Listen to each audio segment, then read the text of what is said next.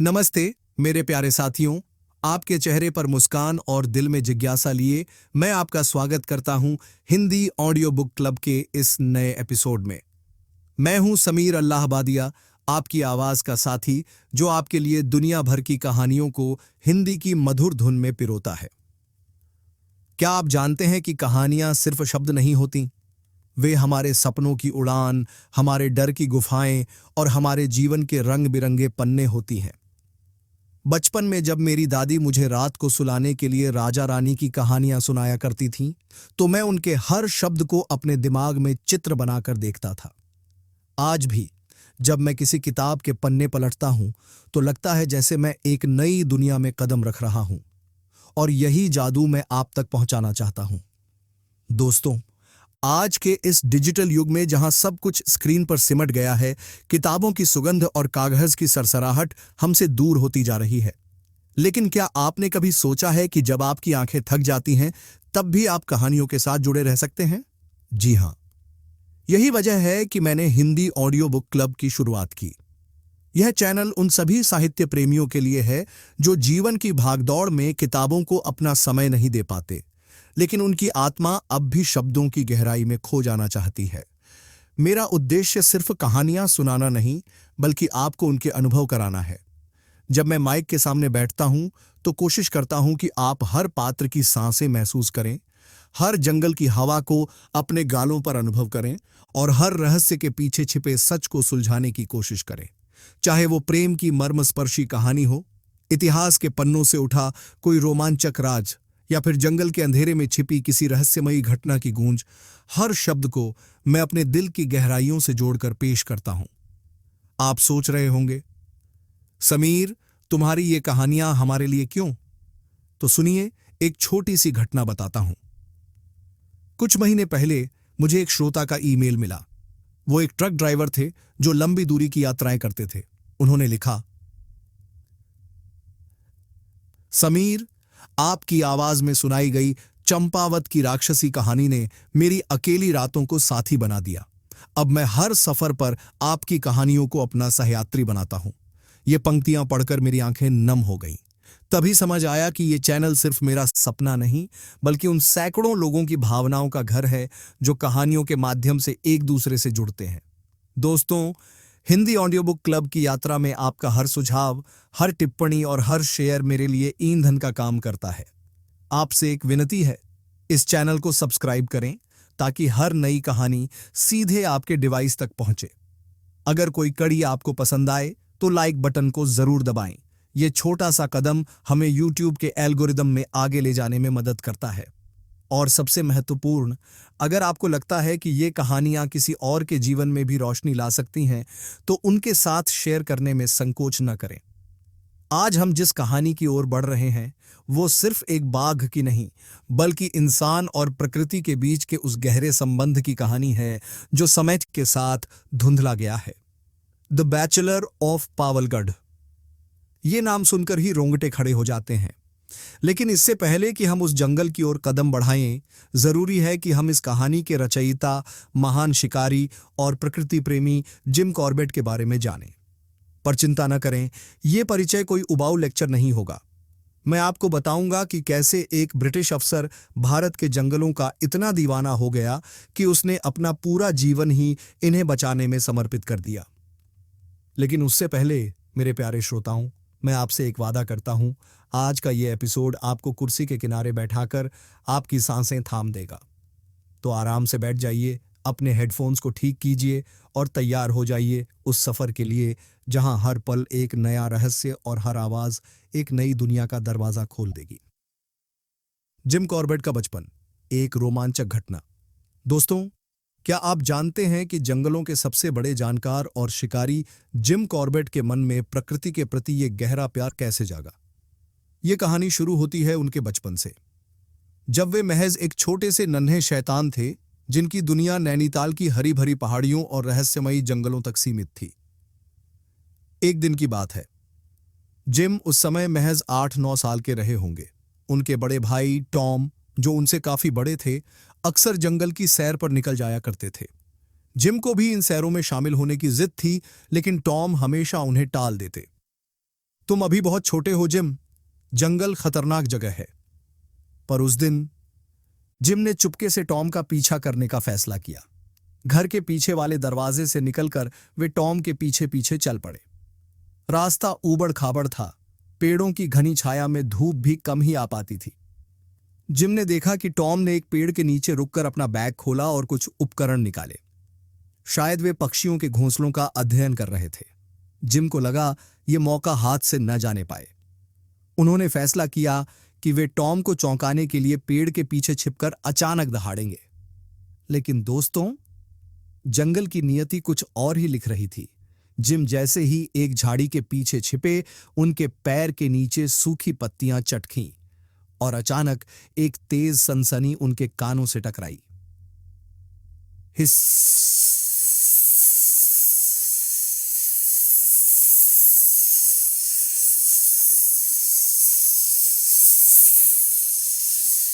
सामने से कोई चीज फुफकार रही थी। जिम ने धीरे धीरे सिर उठाया तो देखा, महज 2 फीट की दूरी पर एक जंगली बिल्ली, जंगली कैट, उन्हें घूर रही थी। उसकी आंखें चमक रही थीं और पीठ के बाल खड़े हो गए थे। जिम की सांसें तेज हो गईं। वे समझ गए कि यह छोटा सा जानवर भी बचाव में हमला कर सकता है। तभी, जिम, न हिलना! टॉम की आवाज ने जंगल की हवा को काट दिया।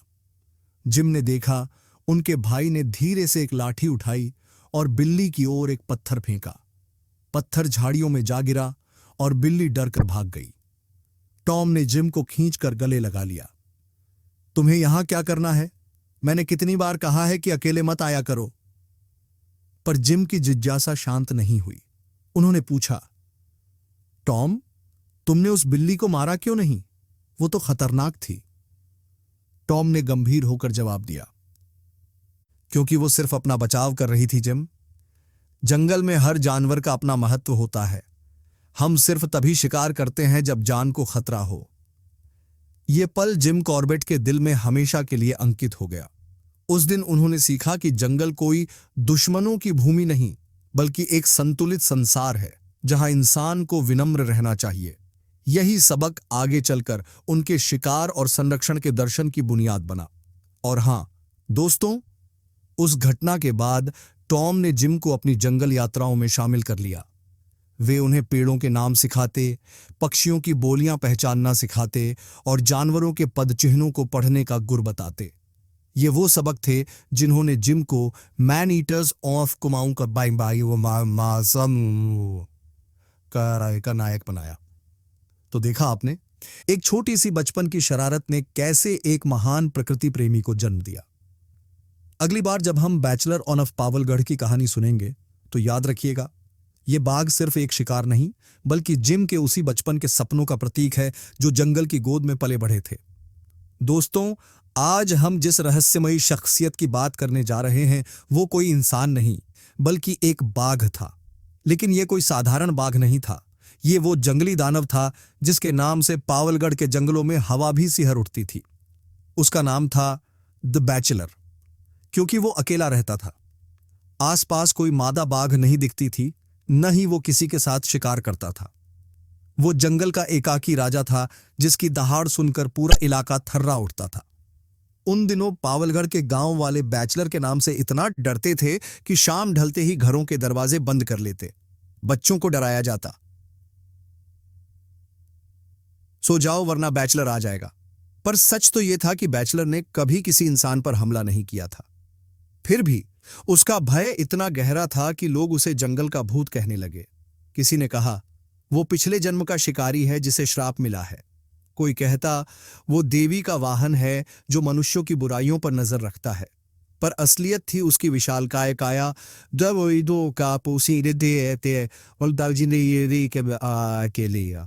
जिसे देखकर हर कोई समझ जाता था कि ये बाघ साधारण नहीं है। गांव वालों की जुबानी बैचलर की कहानी। एक दिन जब मैं पावलगढ़ के जंगलों में बैचलर की तलाश में भटक रहा था तो मुझे एक बूढ़ी महिला मिली। उसके चेहरे पर झुर्रियां थीं और आंखों में एक अजीब सी चमक। उसने मुझे आवाज दी, साहब, क्या आप उस शैतान को मारने आए हो? मैंने हां में सिर हिलाया। वो बैठ गई और बोली, सुनिए, मैंने उसे देखा है। 50 साल पहले जब मैं जवान थी, वो तब भी इतना ही बड़ा था। उसकी आंखें लाल थीं जैसे आग के गोले। मैं नदी किनारे कपड़े धो रही थी, तभी वो पानी पीने आया। मैंने उसे देखा और वो मुझे देखकर गुर्राया। मेरे प्राण सूख गए, पर उसने मुझे नहीं छुआ। वो चला गया, पर उसकी छवि मेरे दिमाग से कभी नहीं गई। मैं हैरान रह गया। क्या यह बाघ सचमुच इतना पुराना है? गांव वालों का मानना था कि बैचलर अमर है, पर मैं जानता था बाघों की उम्र 20-25 साल से ज्यादा नहीं होती। शायद ये उसकी विराट छवि थी जिसने लोगों के दिमाग में उसे अमर बना दिया। गांव के सरपंच ने मुझे एक घटना सुनाई। कुछ साल पहले एक शिकारी दल बैचलर को मारने आया था। उनमें ब्रिटिश अफसर भी थे और अनुभवी गाइड। उन्होंने जंगल में एक विशाल जाल बिछाया, बीच में एक बकरा बांधा और चारों ओर मचान बनाए। रात को जब बैचलर आया तो उसने बकरे को नहीं मारा, बल्कि सीधे मचान की ओर देखा। गाइड ने बताया, वो ठीक उसी शाखा पर घूर रहा था जहां हमारे शिकारी छिपे थे। फिर अचानक वो गुर्राया और जंगल में गायब हो गया। उस रात हर शिकारी को लगा कि बैचलर उसकी सांसों की आवाज सुन रहा है। अगले दिन शिकारी दल वापस लौट गया। उनके चेहरों पर मौत का सन्नाटा था। सरपंच ने कहा, उनमें से एक अंग्रेज बुखार से तपता रहा। वो बार बार चिल्लाता, वो आंखें मुझे नहीं छोड़ेंगी।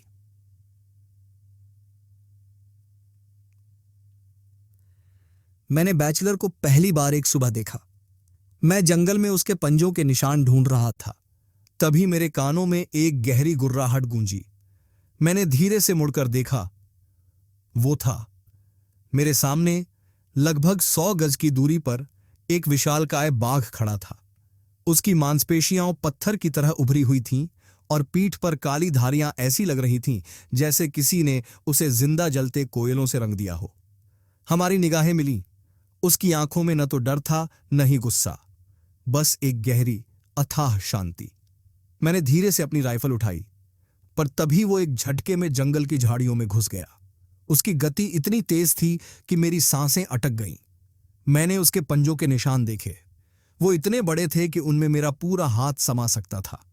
उस दिन मैंने समझ लिया, ये बाघ मेरी जिंदगी की सबसे बड़ी चुनौती होगा। गांव लौटकर मैंने देखा कि लोगों के चेहरे पर मौत का साया था। एक किसान ने बताया, कल रात बैचलर ने मेरी 2 भैंसों को मार डाला। उसने उन्हें जंगल के बीचों बीच घसीटा, जैसे कोई चेतावनी दे रहा हो कि ये इलाका उसका है। मैंने उसके खेत पर जाकर निशान देखे। भैंसों के शवों पर गहरे घाव थे। एक ही वार में गर्दन तोड़ दी गई थी। मैंने गांव वालों को इकट्ठा किया और कहा, ये बाघ मनुष्यों के लिए खतरा नहीं है, पर मैं इसे मारूंगा क्योंकि आप लोग डरकर जी नहीं रहे। एक बुजुर्ग ने मेरा हाथ पकड़कर कहा, साहब, ये बाघ नहीं, ये तो जंगल की आत्मा है। अगर आपने इसे मारा तो प्रकृति हमसे बदला लेगी। मैं चुप रहा।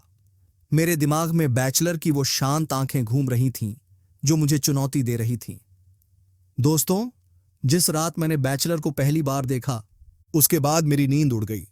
मैं अपनी झोपड़ी में बैठा उसकी आंखों के बारे में सोच रहा था। वो आंखें जिनमें न तो डर था न हिंसा, बस एक गहरा राज छिपा था। अगले दिन मैंने गांव के बुजुर्गों को इकट्ठा किया और पूछा, इस बाघ का इतिहास क्या है? क्या यह हमेशा से यहां रहता आया है? एक बूढ़े किसान ने अपनी सफेद दाढ़ी को सहलाते हुए कहा, साहब, मेरे दादा ने बताया था कि यह बाघ पिछले 100 साल से यहां है। जब भी कोई उसे मारने की कोशिश करता है, वो गायब हो जाता है। एक बार तो उस पर 50 गोलियां चलाई गईं, मगर वो जिंदा बच निकला। मैं हैरान रह गया। क्या यह सच हो सकता है? फिर भी गांव वालों का विश्वास अटल था। उनके लिए बैचलर कोई जानवर नहीं, बल्कि जंगल की आत्मा था। दोस्तों, कहानी के बीच में आपसे एक अपील करना चाहता हूं। अगर आपको यह कहानी पसंद आई तो मेरी मेहनत को लाइक करें और चैनल को सब्सक्राइब करना न भूलें। ये वीडियो अपने दोस्तों और परिवार के साथ शेयर करें ताकि वे भी जिम कॉर्बेट के इस रोमांचक सफर का हिस्सा बन सकें। वो दिन जब बैचलर ने बचाई एक बच्ची की जान, एक और घटना ने मेरे दिमाग को हिला दिया। गांव की एक महिला ने बताया कि उसकी बेटी जंगल में फूल चुनने गई थी, तभी एक भालू ने उस पर हमला कर दिया। वो चिल्लाई, मां, बचाओ! तभी अचानक एक गर्जना हुई और बैचलर झाड़ियों से निकलकर भालू पर टूट पड़ा। उसने भालू को एक ही वार में गर्दन से पकड़कर दूर फेंक दिया। बच्ची बच गई, पर बैचलर ने उसे छुआ तक नहीं। महिला ने आंखें भरकर कहा, वो मेरी बेटी को देखकर चला गया, जैसे उसे पता हो कि वो हमें नुकसान नहीं पहुंचाएगा। यह सुनकर मेरे मन में बैचलर के प्रति सम्मान और भी बढ़ गया। मैंने बैचलर के इलाके का नक्शा बनाना शुरू किया। वो पावलगढ़ के जंगलों के बीच एक चौड़ी घाटी में रहता था, जहां नदी का पानी चट्टानों से टकराकर गर्जना करता था। उसके शिकार के निशान बताते थे कि वो अपने इलाके को लेकर बेहद सतर्क था। किसी भी दूसरे बाघ या तेंदुए को वहां घुसने की इजाजत नहीं थी। एक दिन मैंने नदी किनारे उसके पंजों के निशान देखे। वो निशान इतने ताजा थे कि लग रहा था जैसे वो कुछ ही पल पहले वहां से गुजरा हो। मैंने उसके रास्ते का पीछा किया और एक चट्टान के पास जाकर रुक गया। चट्टान पर खून के छींटे थे। शायद उसने हाल ही में किसी जानवर का शिकार किया था। तभी मेरे पीछे पत्तियां सरसराईं। मैंने तेजी से मुड़कर देखा। वो था बैचलर, एक ऊंची चट्टान पर खड़ा मुझे घूर रहा था। उसकी मुद्रा में कोई डर नहीं था, बस एक गर्वोक्ति भरा एहसास, जैसे कह रहा हो, ये मेरा राज्य है और तुम यहां बिना इजाजत के हो। उस शाम गांव के लोगों ने मुझे घेर लिया। सरपंच ने गुहार लगाई, साहब, आपको इस बाघ को मारना ही होगा। कल रात उसने हमारे गड्ढे की दीवार तोड़ दी। अगर वो गांव में घुस आया तो बच्चों का क्या होगा? मैंने उन्हें समझाने की कोशिश की। ये बाघ मनुष्यों से दूर भागता है। उसने कभी किसी पर हमला नहीं किया, पर गांव वालों का डर तर्कों से परे था। एक युवक ने चिल्लाकर कहा, अगर आप नहीं मारेंगे तो हम खुद जंगल में जाकर उसका सिर काट लेंगे। मैं जानता था कि अगर गांव वाले जंगल गए तो बैचलर उन्हें नहीं छोड़ेगा। मेरे पास कोई चारा नहीं था, मुझे वो बाघ मारना ही होगा। मैंने अपने साथियों राम सिंह और कालू को बुलाया। हमने जंगल के बीच एक मोटे पेड़ पर मचान बनाया। नीचे एक मजबूत भैंसा बांधा और उसके चारों ओर घास छिपाकर जाल बिछाया। राम सिंह ने कहा, साहब, ये बाघ हवा में गंध से शिकार ढूंढता है। हमें अपने शरीर को नीम के पत्तों से धोना होगा। रात होते ही हम मचान पर चढ़ गए। चांदनी रात थी, पर जंगल का अंधेरा डरावना लग रहा था। तभी दूर से एक लंबी दहाड़ सुनाई दी। भैंसा बेचैन होकर रस्सी खींचने लगा। कालू ने मेरे कान में फुसफुसाया, वो आ रहा है। हवा में बाढ़ की तीखी गंध फैल गई। मेरी नसें तन गईं। मैंने राइफल को कसकर पकड़ा और तभी झाड़ियों में हलचल हुई। एक विशालकाय छाया ने भैंसे पर झपट्टा मारा। भैंसे की चीख ने जंगल की खामोशी तोड़ दी। मैंने राइफल का निशाना साधा, पर तभी बैचलर ने अचानक मुड़कर मेरी ओर देखा। उसकी आंखें चांदनी में चमक रही थीं, जैसे वो मेरी मंशा को भांप गया हो। फिर वो भैंसे को छोड़कर झट से झाड़ियों में गायब हो गया। राम सिंह ने डरते हुए कहा, साहब, ये बाघ नहीं, ये तो जादूगर है। उसकी बात में सच्चाई थी। बैचलर ने न सिर्फ जाल को पहचान लिया था, बल्कि मुझे यह संदेश भी दे गया, तुम मुझे नहीं मार सकते। जंगल के राजा से टकराने के लिए सिर्फ हथियार नहीं, बल्कि दिल का साहस चाहिए। अगर आपको यह कहानी पसंद आई तो चैनल को सब्सक्राइब करें और बेल आइकॉन दबाना न भूलें। कमेंट में बताएं, क्या आपको लगता है? दोस्तों, उस रात के बाद जब बैचलर ने मेरे जाल को ध्वस्त कर दिया, मैंने ठान लिया कि अब यह मुकाबला सिर्फ शिकार नहीं, बल्कि दो दिमागों की लड़ाई है। मैं जानता था कि इस बाघ को मारने के लिए मुझे उससे भी ज्यादा चालाक बनना होगा। अगली सुबह मैंने उसकी पगडंडियों का पीछा शुरू किया। बैचलर के पंजों के निशान मुझे एक ऐसे इलाके में ले गए जहां चट्टानें इतनी नुकीली थीं कि मेरे जूतों के तलवे फट गए। राम सिंह ने कहा, साहब, ये इलाका शैतान की गली कहलाता है। कोई यहां अकेले नहीं जाता। पर मैं रुका नहीं। मैंने देखा कि चट्टानों पर खुरचने के निशान थे। बैचलर ने यहां अपने नाखूनों को तेज किया होगा। तभी मेरी नजर एक पेड़ की छाल पर पड़ी। छाल पर गहरे खरोंच के निशान थे और उनके बीच बाघ के बाल। मैंने उन्हें हथेली पर रखकर देखा। राम सिंह ने सहमते हुए कहा, ये निशान बताते हैं कि बैचलर यहां रोज आता है। ये उसका अखाड़ा है। दोपहर को जब हम एक पहाड़ी नदी के किनारे बैठे थे, तभी जंगल में हलचल हुई। हिरणों का एक झुंड तेजी से भागा और उनके पीछे वो गर्जना। बैचलर एक विशालकाय हिरण का पीछा कर रहा था। उसकी गति इतनी तेज थी कि हिरण बचने की कोशिश में नदी में कूद गया। बैचलर ने बिना रुके पानी में छलांग लगाई। पानी का छपाका हवा में गूंजा और अगले ही पल उसने हिरण को दबोच लिया। मैंने अपनी दूरबीन से देखा। बैचलर ने शिकार को गर्दन से पकड़कर किनारे खींचा। उसकी मांसपेशियां पानी से चमक रही थीं और आंखों में वो शांति गायब थी। अब वो एक असली राक्षस लग रहा था। राम सिंह ने फुसफुसाया, साहब ये मौका है, गोली चलाइए। पर मैं नहीं चला सका, क्योंकि ये न्याय नहीं होता शिकार करते वक्त हमला करना। रात का सन्नाटा और बैचलर की चेतावनी। उस रात मैंने अपने मचान से जंगल को देखा। चांदनी में पेड़ों की छायाएं डरावने आकार ले रही थीं। तभी नीचे बंधे भैंसे ने अचानक चीख मारी। मैंने राइफल उठाई, पर वहां कोई नहीं था। सिर्फ भैंसा बेचैन होकर इधर उधर दौड़ रहा था। तभी एक गहरी गुर्राहट हवा में घुली। मैंने झुककर देखा। बैचलर मेरे मचान के ठीक नीचे खड़ा था। उसने सिर उठाकर मेरी ओर देखा और फिर धीरे धीरे पेड़ के तने को सूंघा, मानो वो मेरी गंध को याद कर रहा हो। मेरी उंगली ट्रिगर पर कांप रही थी, पर तभी वो पीछे हट गया। उसने एक लंबी दहाड़ लगाई जिससे पूरा जंगल गूंज उठा और फिर अंधेरे में विलीन हो गया। राम सिंह कांप रहा था। साहब, उसने आपको चेतावनी दी है, ये जंगल छोड़ दीजिए। अगले दिन गांव वाले मेरे पास आए। सरपंच ने गुस्से में कहा, आप 2 हफ्ते से यहां हैं, पर बैचलर अब भी जिंदा है। अगर कल तक आपने उसे नहीं मारा तो हम खुद जंगल में आग लगा देंगे। मैं जानता था कि वो ऐसा कर सकते हैं। उनका डर अब आग बन चुका था। मैंने एक नई योजना बनाई। बैचलर को उसके अपने इलाके से बाहर लाना होगा। मैंने जंगल के 3 अलग अलग हिस्सों में भैंसे बांधे और हर एक के पास घंटी लगाई। साथ ही मैंने पेड़ों पर मचान बनवाए ताकि किसी भी हमले पर नजर रखी जा सके।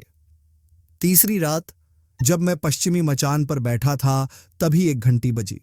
टन टन टन। मैं और राम सिंह दौड़े दौड़े उधर गए। भैंसा जिंदा था, पर उसकी गर्दन पर गहरे निशान थे। राम सिंह ने कहा, बैचलर ने उसे चखा पर मारा नहीं। ये तो खेल रहा है हमारे साथ। चौथी रात मैं दक्षिणी मचान पर था। आधी रात को जंगल में अजीब आवाजें शुरू हुईं। पत्तियां सरसराईं, टहनियां टूटीं, मानो कोई भारी चीज घसीटी जा रही हो। मैंने टॉर्च जलाई और सामने का नजारा देखकर स्तब्ध रह गया। बैचलर एक मरे हुए भैंसे को घसीटते हुए चट्टान की ओर जा रहा था। उसकी ताकत इतनी थी कि भैंसे का भारी शव उसके लिए एक खिलौना लग रहा था। मैंने राइफल उठाई, पर टॉर्च की रोशनी में उसने मेरी ओर देखा और गुर्राया। फिर उसने भैंसे को चट्टान के नीचे छिपा दिया, मानो वो अपने भोजन को बचाकर रख रहा हो। राम सिंह ने कहा, साहब, ये बाघ हमें ये बताना चाहता है कि ये जंगल उसका है और हम बेकार में उससे लड़ रहे हैं। मैंने बैचलर के व्यवहार का अध्ययन किया। वो हमेशा उसी खाई के पास शिकार छिपाता था जहां चट्टानें ऊंची थीं और रास्ता संकरा। मैंने वहां एक नया मचान बनाया और नीचे 2 भैंसे बांधे। साथ ही मैंने चट्टानों के पीछे गड्ढे खोदे ताकि बैचलर फंस सके। रात गहरा चुकी थी। जंगल का हर कोना अंधेरे में डूबा हुआ था और हवा में एक अजीब सी ठंडक थी जो मेरी रीढ़ तक उतर रही थी। बाघ अभी भी कहीं बाहर था, अंधेरे के भीतर छिपा, और उसकी मौजूदगी को मैं अपने पूरे शरीर में महसूस कर सकता था।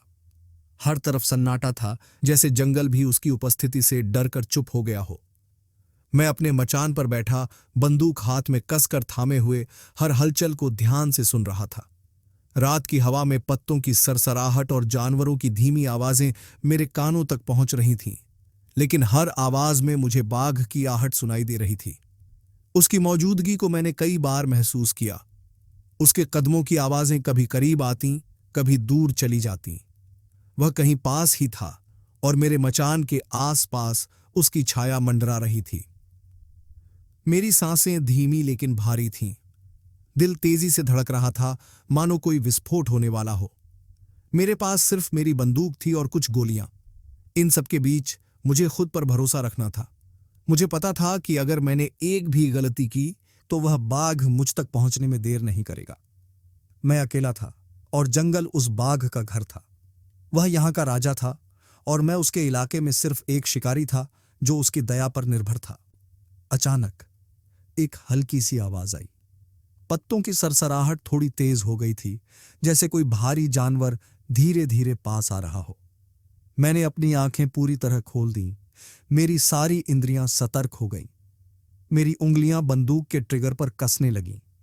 फिर उस घने अंधेरे में मैंने उसे देखा। बाघ। उसकी आंखों में चमक थी, एक ठंडी और घातक चमक। वह मचान के करीब आ रहा था। उसके कदमों में आत्मविश्वास था, मानो वह जानता था कि यह उसकी आखिरी चाल नहीं है। वह मुझे देख रहा था। उसकी आंखें मेरी आत्मा तक पहुंच रही थीं, जैसे वह मेरे हर विचार को पढ़ रहा हो। मैंने अपनी बंदूक उठाई। यह वह क्षण था जिसका मैं इंतजार कर रहा था। मेरा दिल तेजी से धड़कने लगा और मैं उसके एकदम पास आने का इंतजार करने लगा। उसकी आंखों में कुछ था, एक अनकहा संवाद, जैसे हम दोनों एक दूसरे को समझ रहे हों। बाघ की चाल धीरे धीरे और भारी होती जा रही थी, जैसे वह हर कदम फूंक फूंक कर रख रहा हो। वह अब सिर्फ कुछ ही कदम की दूरी पर था और मेरी उंगलियां ट्रिगर पर कस गई थीं। उस पल मैंने बाघ की आंखों में देखा। वे आंखें केवल एक शिकारी की नहीं थीं, वे एक योद्धा की आंखें थीं जो अपने इलाके की रक्षा कर रहा था। और मैं, एक शिकारी, उसके खिलाफ खड़ा था, एक दुश्मन के रूप में। मेरे दिमाग में खलबली मच गई। क्या मुझे गोली चलानी चाहिए? क्या मैं इस अद्भुत प्राणी की जान ले सकता हूं? वह कोई साधारण जानवर नहीं था, वह एक चतुर, अनुभवी शिकारी था जिसने कई बार मौत के खेल से खुद को बचाया था। बाघ अब मेरी मचान के नीचे था। उसकी नजरें ऊपर उठीं, सीधे मेरी आंखों में। मेरी उंगलियां अब ट्रिगर पर जम चुकी थीं। एक क्षण के लिए समय जैसे रुक गया, पूरी दुनिया जैसे थम गई हो। सिर्फ मैं और बाघ थे। उसकी नजर में चुनौती थी और मेरी आंखों में भय और रोमांच का मिश्रण। वह घूर रहा था, जैसे वह जानता हो कि क्या होने वाला है। मेरी सांसें थम गई थीं। हर एक पल एक युग की तरह महसूस हो रहा था। मैंने ट्रिगर दबाने का फैसला किया, लेकिन फिर एक क्षण के लिए मैंने सोचा, क्या यह सही है? क्या यह वह क्षण है जब मुझे इस जानवर को मार देना चाहिए या उसे जाने देना चाहिए? यह विचार मेरे मन में बिजली की तरह कौंधा। एक शिकारी जी के रूप में मेरी जिम्मेदारी थी, लेकिन बाघ की आंखों में कुछ ऐसा था जिसने मुझे रोक दिया। फिर वह क्षण आया। बाघ ने अचानक एक तेज दहाड़ लगाई और उसकी गर्जना ने पूरा जंगल हिला दिया। मैंने सोचा कि उसने मुझ पर हमला करने का फैसला कर लिया है।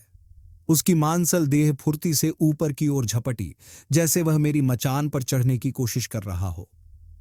पेड़ हिला, मेरी उंगलियां ट्रिगर पर फिसल गईं और मैंने गोली चला दी। धड़ाम! गोली की आवाज जंगल में गूंज उठी। यह इतनी तेज थी कि पास के पेड़ों से पक्षी उड़ गए। एक जोरदार धमाका हुआ और जंगल फिर से सन्नाटे में डूब गया। मैंने तुरंत नीचे देखा, लेकिन बाघ वहीं नहीं था। मैं हड़बड़ी में नीचे झुका। मेरा दिल तेजी से धड़क रहा था। क्या वह घायल होकर भाग गया था या अभी भी आसपास कहीं छिपा हुआ था, मुझे मारने के लिए तैयार?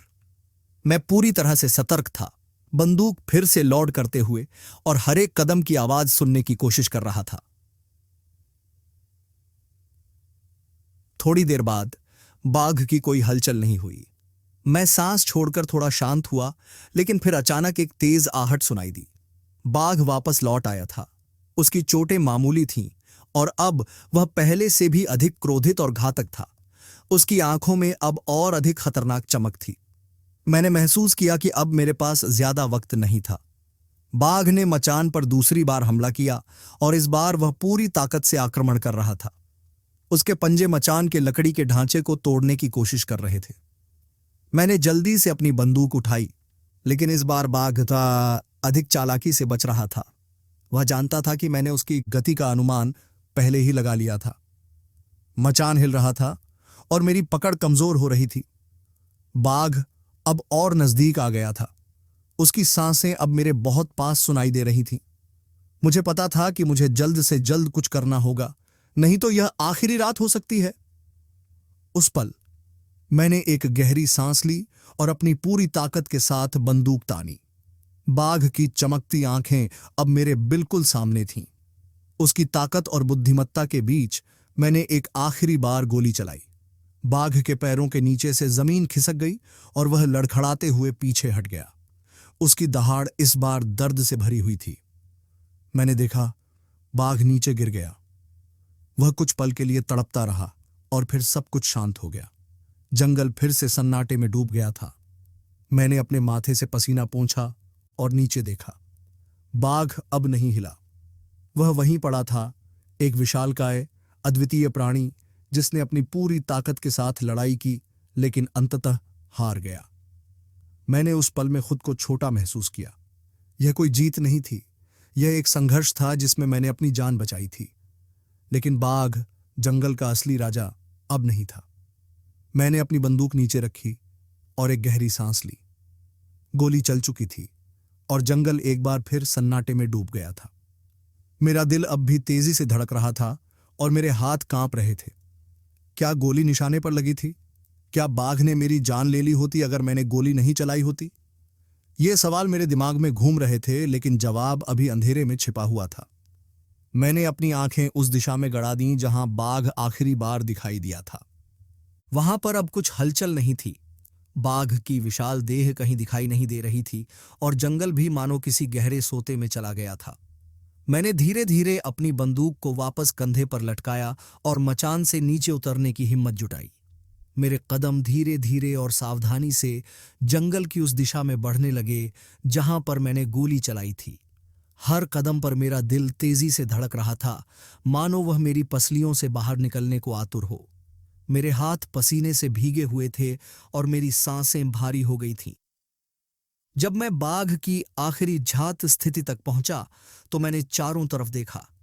जमीन पर घास और मिट्टी में पैरों के निशान थे और वहां खून की हल्की सी बूंदें दिख रही थीं। यह संकेत था कि बाघ घायल हो चुका था।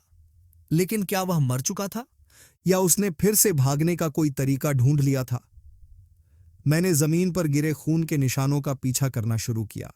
हर बूंद मुझे उसकी दिशा बताती जा रही थी और हर कदम मुझे यह एहसास दिला रहा था कि मैं एक शिकारी के रूप में सफल हो रहा था। लेकिन मेरे मन में एक अजीब सी बेचैनी भी थी। क्या यह सही था? क्या मैंने सच में बाघ का अंत कर दिया था या वह अभी भी जंगल में कहीं मेरी प्रतीक्षा कर रहा था? थोड़ी ही दूरी पर, एक घनी झाड़ियों के पास, मैंने देखा कि बाघ की विशाल देह वहां पड़ी हुई थी। उसकी आंखें अब बंद थीं और उसकी सांसें थम चुकी थीं। मैंने धीरे धीरे पास जाकर उसकी देह को देखा। वह अब भी उतना ही विशाल और ताकतवर लग रहा था जितना वह मेरे सामने खड़ा था। उसकी पीली धारीदार खाल अब भी चमक रही थी और उसकी पूरी कदकाठी से उसकी महानता का एहसास हो रहा था। मेरा दिल भारी हो गया। एक शिकारी के रूप में यह मेरी जीत थी, लेकिन एक इंसान के रूप में मुझे इस जीत का कोई गर्व महसूस नहीं हो रहा था। बाघ को देखकर मैंने महसूस किया कि यह कोई साधारण जानवर नहीं था। यह जंगल का राजा था और उसकी मौत ने इस जंगल को एक अनूठी शांति में डुबो दिया था। उसकी आंखें अब भी मेरे दिमाग में घुमड़ रही थीं, वह अनकही बातचीत जो मैंने उसकी आंखों में देखी थी। क्या यह सच में मेरी जीत थी या यह केवल एक संयोग था कि आज बाघ हार गया?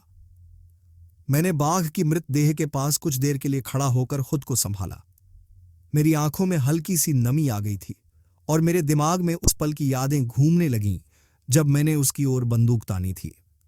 मुझे याद आया कि कैसे मैंने उसके सामने खुद को छोटा महसूस किया था और कैसे उसने मुझे अपने पूरे आत्मविश्वास के साथ घूरा था। इतने में राम सिंह वहां आ पहुंचा। वह भी मेरी तरह सांसें रोककर बाघ की ओर देख रहा था। उसकी आंखों में कुछ मिश्रित भावनाएं थीं, राहत, गर्व और कहीं न कहीं एक तरह की उदासी। उसने मुझसे कहा, साहब, आपने जो किया वह सच में अद्वितीय था। यह बाघ अब और किसी की जान नहीं लेगा। मैंने राम सिंह की ओर देखा और कहा, लेकिन राम सिंह, क्या यह बाघ का अंत था या यह जंगल का नियम था जहां केवल सबसे ताकतवर ही जीतता है? राम सिंह ने कुछ देर तक मेरी ओर देखा और फिर बोला, साहब, यह बाघ कई लोगों के लिए आतंक था, लेकिन आप जानते हैं, यहां हर जानवर की अपनी जगह होती है। हम इंसान सिर्फ अपने बचाव के लिए लड़ते हैं, लेकिन कभी कभी हम उस संतुलन को बिगाड़ देते हैं। राम सिंह की बातों में गहरा सच था। यह बाघ जिसे मैंने मारा था, केवल अपने स्वभाव के अनुसार जी रहा था। उसने अपनी जान बचाने के लिए वही किया जो उसके पास था, हमला। और मैंने अपनी जान बचाने के लिए वही किया जो मुझे करना था, शिकार। लेकिन क्या इस जीत से मैंने कुछ सीखा, या केवल एक और शिकारी की तरह खुद को विजेता समझ लिया? गांव वालों की प्रतिक्रिया भी कुछ ऐसी ही थी। जब हम बाघ की मृतदेह को लेकर गांव पहुंचे तो वहां सभी ने राहत की सांस ली। वे सभी खुश थे कि अब बाघ का आतंक समाप्त हो चुका था, लेकिन उनकी आंखों में एक तरह की निराशा भी थी। गांव वालों के लिए बाघ केवल एक दुश्मन था, लेकिन उनके जीवन का हिस्सा भी। अब जब वह नहीं था तो एक खालीपन सा महसूस हो रहा था। विजय के इस पल में मैंने खुद से एक बड़ा सवाल पूछा, क्या यह शिकार केवल एक जीत थी, या यह एक सीख थी? एक शिकारी के रूप में मैंने बाघ को मारा, लेकिन एक इंसान के रूप में मैंने उससे कुछ सीखा। मैंने प्रकृति के नियमों को थोड़ा और समझा। यह जंगल केवल हमारा नहीं था, यह उन सभी जानवरों का था जो यहां रहते थे। और बाघ, जिसने अपनी आखिरी सांस ली थी, वह भी इस जंगल का अभिन्न हिस्सा था। इस शिकार ने मुझे एक शिकारी के रूप में नहीं, बल्कि एक इंसान के रूप में कुछ सिखाया था।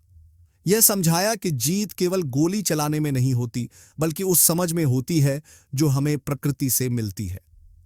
यह जंगल, यह बाघ और यह शिकार मेरे जीवन का हिस्सा बन गए थे, और उन्होंने मुझे बताया कि असली विजय उस आत्मचिंतन में होती है जब हम खुद को प्रकृति का एक छोटा हिस्सा समझते हैं, और न कि उसके ऊपर किसी अधिकार का दावा करते हैं। बाघ का अंत हो गया था, लेकिन उसके साथ मेरी यात्रा अभी भी जारी थी। उस रात जब मैंने अपनी आंखें बंद कीं, तो बाघ की आंखों का वह ठंडा लेकिन गर्वीला नजारा मेरी आंखों के सामने घूम रहा था। मैंने उसे हर पल देखा, महसूस किया, और उसकी गर्जना अब भी मेरे कानों में गूंज रही थी। उसकी मौत ने मुझे शिकारी के रूप में नहीं, बल्कि एक इंसान के रूप में बदल दिया था, जो अब प्रकृति और उसके नियमों को थोड़ा और बेहतर समझने लगा था। राम सिंह और मैंने जंगल से लौटते समय बहुत बातें की। उसने बताया कि यह बाघ कितने सालों से गांव वालों के लिए एक पहेली बना हुआ था। उसे मारने के लिए कितने ही शिकारी आए और चले गए, लेकिन किसी ने उसे पकड़ा नहीं। यह बाघ वाकई अमिट था, उसने कहा। यह कोई साधारण जानवर नहीं था। उसने कई बार मौत को मात दी थी, लेकिन आज वह हार गया। मैंने उसकी बात सुनी, लेकिन कहीं ना कहीं मुझे लगा कि यह बाघ हारने के लिए नहीं बना था। वह अब भी जीत रहा था, क्योंकि उसने मुझे सिखाया था कि इस जंगल में केवल वही जीतता है जो जीवन और प्रकृति का सम्मान करता है। गांव वालों ने बाघ की मौत का जश्न मनाया, लेकिन मेरे अंदर एक अजीब सी खामोशी थी। इस शिकार ने मुझे केवल एक शिकारी की तरह महसूस नहीं कराया, बल्कि मुझे उस गहरे संबंध को समझाया जो इंसान और प्रकृति के बीच होता है। और यही वह सीख थी जो इस यात्रा का असली अंजाम था। मैंने महसूस किया कि असली शिकार केवल गोली चलाने में नहीं होता, बल्कि उस समझ में होता है जो हमें अपने अंदर झांकने से मिलती है। उस रात जब मैंने बाघ को मारा, मुझे लगा था कि मैंने एक शिकारी के रूप में अपनी सबसे बड़ी जीत हासिल कर ली है। लेकिन जैसे जैसे समय बीतता गया, मुझे यह एहसास होने लगा कि यह जीत उतनी सरल नहीं थी जितनी मुझे शुरू में लगी थी। बाघ को मारने का मतलब केवल एक शिकार नहीं था, यह एक गहरी नैतिक जिम्मेदारी थी जिसे मैंने शायद उस समय पूरी तरह से नहीं समझा था। शिकार की दुनिया में कदम रखने से पहले मैंने हमेशा यही सोचा था कि शिकारी और शिकार के बीच केवल एक युद्ध होता है, एक जीतता है और दूसरा हार जाता है। लेकिन जब मैंने उस बाघ को मारा, तब मुझे समझ आया कि यह युद्ध नहीं था, बल्कि यह प्रकृति के संतुलन का एक महत्वपूर्ण हिस्सा था। बाघ केवल एक जानवर नहीं था, वह इस जंगल का हिस्सा था, वह इस पारिस्थितिकी तंत्र का एक अभिन्न अंग था। मैंने बाघ के शिकार के नैतिक पहलुओं पर गहरा विचार किया। एक शिकारी के रूप में मैंने जो किया वह जंगल और गांव के लिए आवश्यक था। बाघ ने कई जानें ली थीं और उसकी बढ़ती ताकत गांव वालों के लिए एक बड़ा खतरा बन गई थी। लेकिन इस सब के बावजूद उस बाघ की मृत्यु ने मुझे भीतर तक हिला दिया। क्या यह सही था? क्या मैंने एक जीवन को खत्म करके सही कदम उठाया था? प्रकृति के नियम हमेशा स्पष्ट होते हैं। जीवित रहने के लिए हर प्राणी अपनी पूरी शक्ति लगाता है। बाघ ने अपनी जगह के लिए लड़ाई लड़ी और मैंने अपनी जान बचाने के लिए। लेकिन इस पूरे संघर्ष में मैंने यह महसूस किया कि जीवन और मृत्यु के बीच की रेखा कितनी नाजुक होती है। यह केवल एक गोली का खेल नहीं था, यह एक मानसिक और शारीरिक संघर्ष था, जहां एक पल का गलत फैसला हमारी जिंदगी बदल सकता है। शिकार के बाद मैंने खुद से बार बार यह सवाल किया, क्या मैं सच में इस संघर्ष में विजयी था? एक ओर मैंने बाघ को मारकर गांव वालों को एक बड़ी राहत दी, लेकिन दूसरी ओर मैंने एक ऐसे प्राणी की जान ली जो अपने स्वभाव और परिस्थिति से विवश होकर मानव जीवन में हस्तक्षेप कर रहा था। क्या मैंने प्रकृति के नियमों के खिलाफ जाकर कुछ गलत किया? इस पूरे अनुभव ने मुझे शिकारी और शिकार के बीच के संतुलन पर गहराई से सोचने के लिए प्रेरित किया। यह केवल इंसान और जानवर के बीच की लड़ाई नहीं थी, यह प्रकृति के उस संतुलन का हिस्सा था जो हम अपने जीवन में अक्सर नजरअंदाज कर देते हैं। हर जानवर, चाहे वह कितना भी खतरनाक क्यों न हो, प्रकृति के संतुलन को बनाए रखने के लिए आवश्यक है। बाघ इस जंगल का राजा था और उसकी मृत्यु ने इस संतुलन को कुछ हद तक बिगाड़ दिया था। प्रकृति में जीवन और मृत्यु का चक्र चलता रहता है। हर प्राणी का एक स्थान होता है और जब यह स्थान खाली होता है तो उसका असर पूरे पारिस्थितिकी तंत्र पर पड़ता है। उस बाघ की मृत्यु के बाद मैं यह सोचने पर मजबूर हो गया कि क्या भविष्य में इस जंगल का संतुलन फिर से वैसा हो पाएगा जैसा वह बाघ के जीवन में था। शिकारी के रूप में मेरा यह अनुभव केवल शारीरिक संघर्ष नहीं था, यह मानसिक और भावनात्मक संघर्ष भी था। मैंने महसूस किया कि यह शिकार केवल मेरी बंदूक की गोली पर निर्भर नहीं था, बल्कि मेरे भीतर के उस द्वंद्व पर था जहां मुझे अपनी नैतिकता और जिम्मेदारी का एहसास हो रहा था। जब मैंने उस बाघ को मारा, मैंने केवल एक जानवर को नहीं मारा था, बल्कि मैंने उस आत्मसंवाद की शुरुआत की थी जिसमें मुझे यह समझने का मौका मिला कि प्रकृति और उसके जीवों का हमारे जीवन में क्या स्थान है। एक शिकारी के रूप में मैंने शायद अपना काम पूरा किया, लेकिन एक इंसान के रूप में मैंने यह जाना कि हमें प्रकृति के इन अद्वितीय जीवों के प्रति अपनी जिम्मेदारी समझनी होगी। शिकार के बाद मैंने सीखा कि यह केवल एक खेल या एक उपलब्धि नहीं थी, यह एक आत्मचिंतन की यात्रा थी जिसने मुझे यह सिखाया कि हमें प्रकृति के हर जीव का सम्मान करना चाहिए, चाहे वह कितना भी खतरनाक या ताकतवर क्यों न हो। बाघ केवल एक जानवर नहीं था, वह एक संतुलन का प्रतीक था जो अब इस जंगल में नहीं रहा। इस शिकार के बाद मैं इस निष्कर्ष पर पहुंचा कि ऐसे अद्वितीय जीवों का संरक्षण करना हमारे लिए कितना महत्वपूर्ण है। बाघ जैसे प्राणी केवल जंगल के हिस्से नहीं हैं, वे हमारी धरती की विरासत हैं। अगर हम उन्हें खो देते हैं तो हम अपनी धरती के उस हिस्से को भी खो देंगे जो हमें प्रकृति से जोड़ता है। अंत में मैं यह कहना चाहता हूं कि बाघों जैसे जीवों के संरक्षण और उनके प्रति हमारा कर्तव्य केवल शिकारियों और वन्य जीव प्रेमियों का नहीं है, यह हम सभी का कर्तव्य है। हमें इन जीवों के प्रति सम्मान और संवेदनशीलता के साथ जीना चाहिए। शिकारी के रूप में मैंने अपना हिस्सा निभाया, लेकिन एक इंसान के रूप में मैंने महसूस किया कि इस धरती पर हर जीव का अपना महत्व है। इस अनुभव ने मुझे सिखाया कि हमें अपनी क्षमताओं और प्रकृति के प्रति अपनी जिम्मेदारियों को पहचानना चाहिए। बाघों का अस्तित्व केवल जंगल के लिए नहीं, बल्कि हमारे भविष्य के लिए भी आवश्यक है। इस शिकार ने मुझे यह सिखाया कि जीवन और मृत्यु के बीच की यह नाजुक रेखा हमें एक गहरे आत्मचिंतन की ओर ले जाती है। यह हमें बताती है कि हमारी धरती पर हर जीव महत्वपूर्ण है और हमें उनके संरक्षण के लिए हर संभव प्रयास करना चाहिए। दोस्तों, जिम कॉर्बेट और बैचलर ऑफ पावलगढ़ की यह लड़ाई सिर्फ एक शिकारी और बाघ की नहीं, बल्कि इंसान और प्रकृति के बीच टकराव की कहानी है। बैचलर ने हमें सिखाया कि जंगल का हर प्राणी अपने इलाके का राजा होता है और कभी-कभी डर हमें न्याय और सम्मान के बीच चुनाव करने को मजबूर कर देता है। कॉर्बेट ने बैचलर को मारकर गांव वालों को सुरक्षा दी, पर उनकी डायरी के पन्ने आज भी उस पश्चाताप से भीगे हैं जो हर इंसानी जीत के पीछे छुपा होता है। ये कहानी हमें याद दिलाती है, जीत अगर दिल को छलनी कर दे तो वो हार से भी बुरी होती है। मेरे प्यारे श्रोताओं, अगर आपको दी बैचलर ऑफ पावलगढ़ की ये कहानी पसंद आई तो मेरी मेहनत को लाइक करें और चैनल को सब्सक्राइब करना न भूलें। ये वीडियो अपने दोस्तों और परिवार के साथ शेयर करें ताकि वे भी जिम कॉर्बेट के इस रोमांचक सफर का हिस्सा बन सकें। कमेंट में बताएं, क्या आपको लगता है बैचलर को जीवित छोड़ देना चाहिए था? आपके पसंदीदा पल कौन से थे? आपका हर लाइक, शेयर और कमेंट मुझे और भी बेहतरीन कहानियां लाने की प्रेरणा देता है। साथ ही बेल आइकॉन दबाकर नोटिफिकेशन ऑन करें ताकि अगली कड़ी मिस न हो। कहानियां वक्त के साथ खत्म नहीं होती, बस सुनने वाले बदल जाते हैं। आपके साथ यह सफर और भी खास बनता है। धन्यवाद। आपका अपना समीर अल्लाहबादिया।